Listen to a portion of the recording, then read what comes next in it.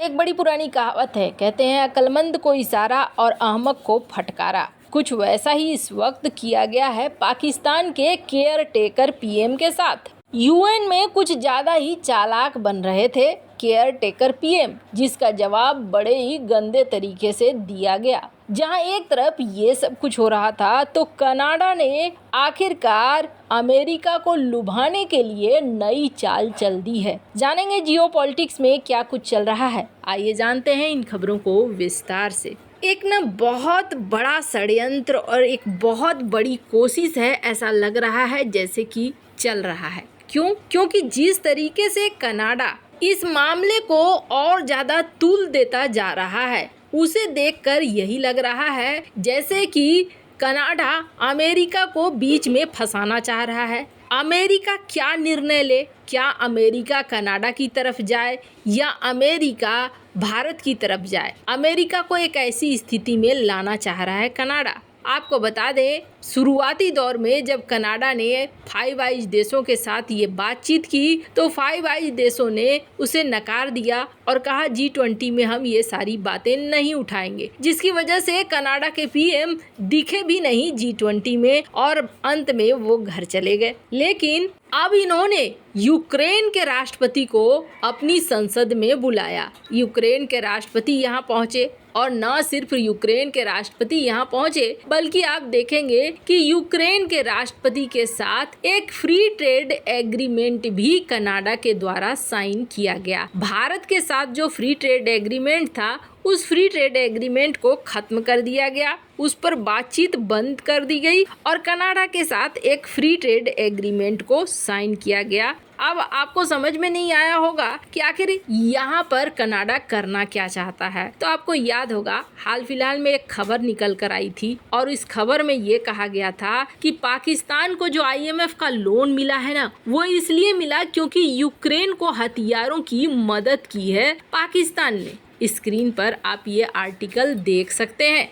हालांकि पाकिस्तान ने इस चीज़ को डिनाई किया और कहा कि जी नहीं, ऐसा कुछ नहीं है, इसलिए नहीं मिला है। पर ये बात मीडिया में एक खबर सी बनकर आई और कहा गया कि मेन वजह यही था कि यूक्रेन को मदद करना था और इसलिए पाकिस्तान को अमेरिका का सपोर्ट मिला। हालांकि ये सपोर्ट पूर्ण रूपेण मिला भी नहीं है। IMF अभी भी नए नए नियम कानून सामने ला रहा है, इस सपोर्ट का कोई मतलब नहीं है। पर कहा जा रहा है कि कनाडा के प्रधानमंत्री कुछ ऐसा ही करना चाहते हैं, इस फ्री ट्रेड एग्रीमेंट को साइन करके कुछ ऐसा ही दिखलाना चाहते हैं अमेरिका को कि हम तुम्हारे साथ हैं। खैर, ये तरकीबें इस समय काम करेंगी कि नहीं करेंगी, आप समझिए। जो एक्सपर्ट क्या कह रहे हैं, एक्सपर्ट कह रहे हैं अगर ये मामला बहुत ज़्यादा उछलता भी है ना तो कहाँ तक जाएगा, ये कोर्ट में जाएगा, अंतर्राष्ट्रीय न्यायालय में। और जब अंतर्राष्ट्रीय न्यायालय में जाएगा तो कनाडा को इस चीज़ को प्रूफ करना पड़ेगा कि हाँ, भारत ने ऐसा किया है।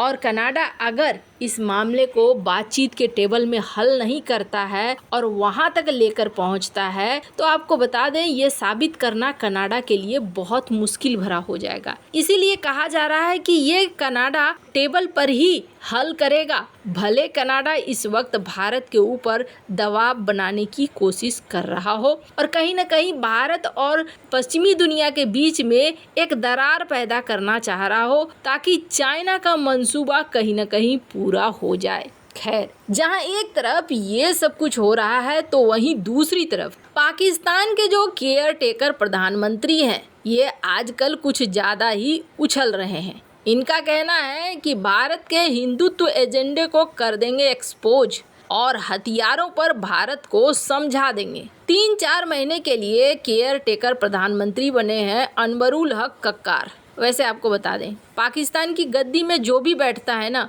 वो यही सोचकर बैठता है कि हमें आगे लंबा तौर पर गेम खेलना है, हमें ऐसा बनना है जिससे कि जनता का हमें समर्थन मिले। और जनता का समर्थन पाने के लिए ये लोग एक ही उपाय ढूंढते हैं और वो उपाय है भारत का विरोध। इन्होंने कहा है, अभी जो कनाडा और भारत के बीच में खड़ा हुआ है प्रॉब्लम, इसके बीच इन्होंने कहा है कि नई दिल्ली का असली चेहरा उजागर करने के लिए इस मुद्दे को हम अलग अलग मंचों पर उठाएंगे। कमाल की बात है, अपने देश में अल्पसंख्यक समुदाय का ये रक्षा नहीं कर पाते हैं। भारत में कुछ किलोमीटर के बाद भाषाएं बदल जाती है, तो पाकिस्तान में इसका उल्टा, कुछ किलोमीटर के बाद आतंकवादी संगठनों के नाम बदल जाते हैं। उस देश के केयर टेकर प्रधानमंत्री कक्कड़ का कहना है कि सिख नेता की हत्या के बाद भारत की छवि ध्वस्त हो गई है। भारत ने कनाडा की धरती में एक निर्दोष व्यक्ति की हत्या करके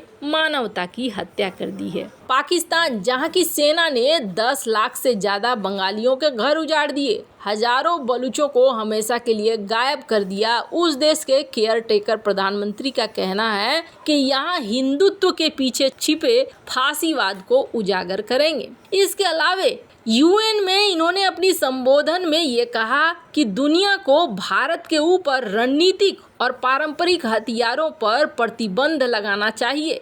और एक मुद्दा तो है जो हमेशा से उठता है, और वो मुद्दा क्या है? वो मुद्दा है जम्मू कश्मीर। इसको लेकर इन्होंने कहा कि यूएन में सबसे पुराना एजेंडा है जम्मू कश्मीर का, और ये हल होना चाहिए, ये रुकना नहीं चाहिए।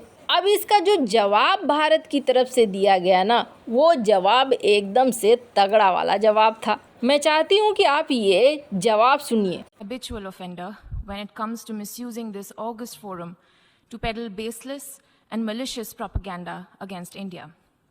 Member states of the United Nations and other multilateral organizations are well aware that Pakistan does so to deflect the international community's attention away from its own abysmal record on human rights.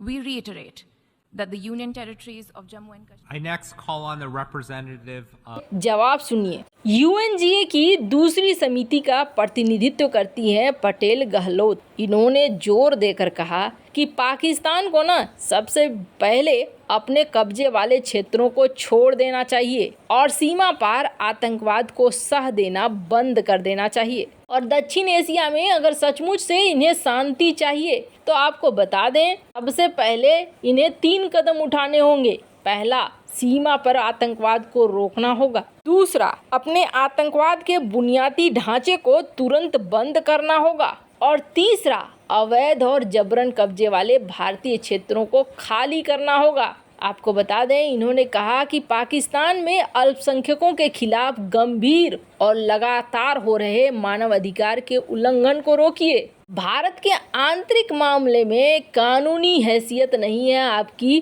कि आप टिप्पणी करें। पाकिस्तान को हमारे घरेलू मामले में टिप्पणी करने का कोई अधिकार नहीं है। दुनिया के सबसे खराब मानव अधिकार रिकॉर्ड वाले देश के रूप में, खासकर जब अल्पसंख्यक और महिलाओं की अधिकारों की बात होती है, तो अच्छा होगा कि पाकिस्तान ऐसा करने से पहले अपना घर दुरुस्त कर ले। उन्होंने आगे कहा कि दुनिया के सबसे बड़े लोकतंत्र पर उंगली न उठाए पाकिस्तान। उन्होंने ये भी कहा कि ऐसा लगता है ना, इन मंचों का उपयोग करना अपने घटिया कामों के लिए पाकिस्तान की आदत हो गई है। खैर, इन सब मामले में आपकी क्या राय है? कमेंट कर जरूर बताएं। जल्द मिलते हैं अगली वीडियो में नई खबर के साथ।